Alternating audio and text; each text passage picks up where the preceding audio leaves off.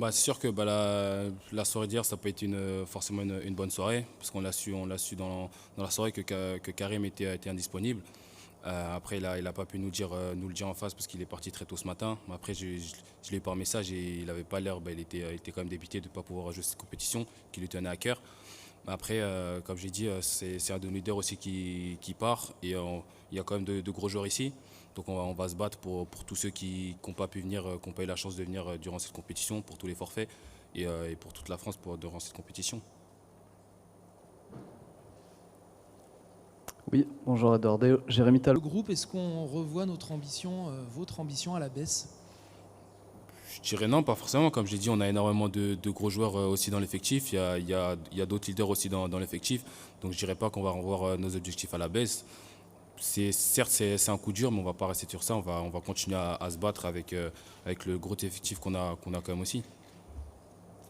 Bonjour Eduardo, dans le prolongement de cette question, à quel point, selon toi, le regard des autres équipes change avec l'absence de Karim? C'est le Ballon d'Or, c'est quelqu'un qui a marqué de son empreinte la saison 2022.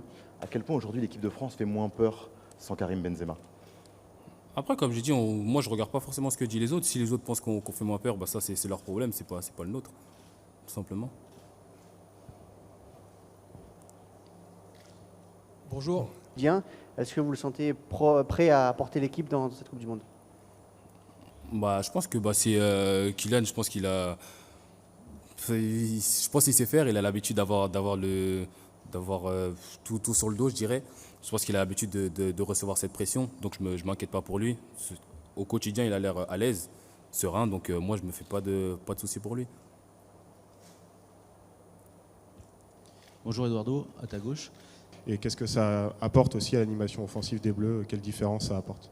Merci. Déjà, Olivier et Karim, c'est deux joueurs de style différents. Donc c'est sûr que tu vas pas jouer de la même manière avec Karim quand tu joues avec Olivier. C'est deux approches différentes. Après, c'est deux très grands joueurs et il faut jouer avec les qualités de chacun. Jean Tando, juste ici. C'est assez...